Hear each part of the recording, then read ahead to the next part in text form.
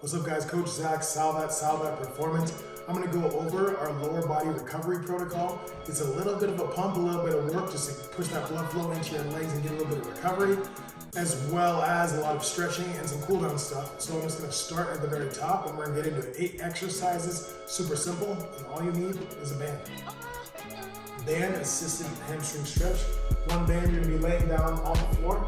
For this one, I'm gonna be laying down on the floor. I'm gonna take the band and I'm just gonna place it around the ball of my foot, right? The banded leg is the leg that is not working. We're just gonna use this band to continually pull up to get a big hamstring stretch on the side. The other leg is going to go down. My main focus is keeping my lower back flat. I'm going to lower my leg, keep my lower back flat as low as I can go. The second I would start to feel my lower back peel off the ground, I'm just gonna raise this leg back up, come back up.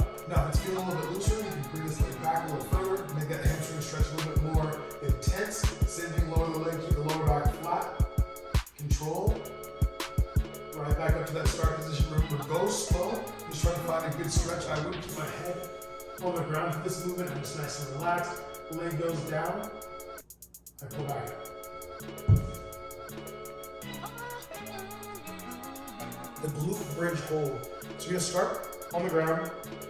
The most important part of the glute bridge hold that I see people do slightly incorrectly is in the glute bridge, they are trying to focus on pulling the rib cage up and their hips up. You want us to take your rib cage down, try to squeeze through the glutes. So I'm gonna push through my shoulders stay on the ground. I'm gonna pull my hips underneath my body. From there, I'm going to push up through my hips, pulling my rib cage down actively. My core stays tight. I'm gonna actively squeeze my glutes. Remember, your glutes aren't just automatically going to fire. You need to squeeze them yourself. From there, I'm going to hold this position. If I would like to intensify it a little bit, I'm going to pull my heels up and squeeze my glutes just a little bit tighter to really feel that. I'm just going to hold this position for this prescribed amount of time. When I'm done, just lower the hips, straighten the legs, and sit back up. Frog rock stretch to goiter. How this one works. You're gonna start in a high plank position. My hands are directly underneath my shoulders, legs are long. The biggest thing is I want my hips to be flat like a board. I don't want my hips to sag down low. Same thing, I don't want them aggressively high. I just want to be flat like a board, as if I could set a glass of water on my lower back without spilling it. From there, I'm going to get my feet wider, and I'm going to sit back on my hips without letting my knees touch the ground. As I step forward, I'm going to get this nice good groiner position. Notice my leg is long, it's not bent touching the ground, leg is long. I'm sitting into this hip. I'm gonna reach forward, get a nice big groin stretch. Same thing, step my foot back, sit back into the hips, switch sides, step forward, get a nice big groin stretch. The biggest thing on this movement is take your time. You don't wanna go too fast. Back into the hips, step forward, get a nice big groin stretch. Band split squat. You need one band. It doesn't matter the choice of band you choose, but you do want to make sure that you choose a resistance band that is within the realm of what you can perform great reps with great technique with. So I'm going to take this band, I'm going to place it underneath my front foot. Make sure you get good pressure on that band. I'm then going to take the band, put it around my neck, and I'm going to hold on to the band, just take some pressure off of my neck, get into a nice good split position. I always say my knee should be slightly behind my hip, but not too far to where I turn it into like a reverse lunge. My balance is gonna get all wonky. I wanna make sure my knee's underneath my hip, and my goal is to go straight down from here. I'm gonna go straight down, 90-degree angle in the back, push all the way up to full extension with the front leg. That is the most important part of this movement, is making you get full extension with the front leg.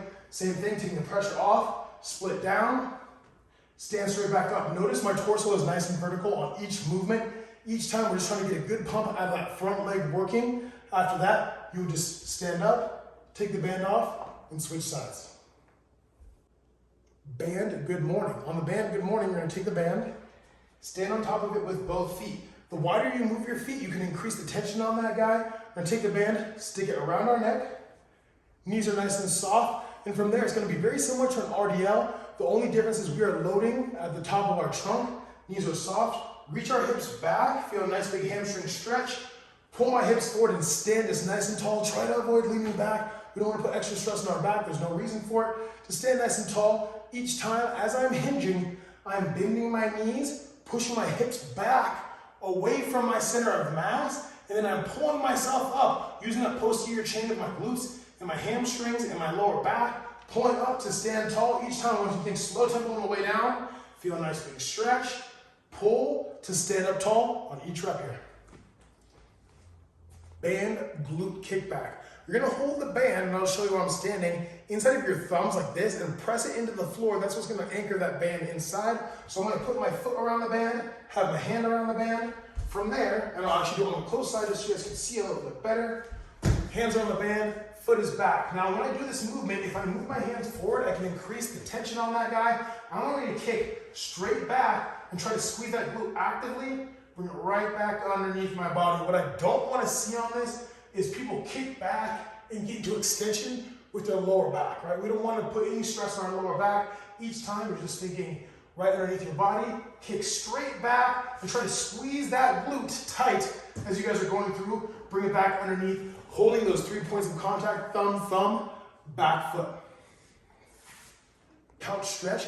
Now you can use an actual couch for this one, or you can use anything that's gonna prop your leg up. That could be like a medicine ball, that could be a little block, it could be a big pot, anything that's gonna get your leg up. The most important thing that I wanna see here is when my rear foot is elevated, my knee is on the ground, I don't wanna be arching my back, right? One, I wanna tuck my rib cage down actively. From there, I want to pull my hips, right, that pelvis underneath my body.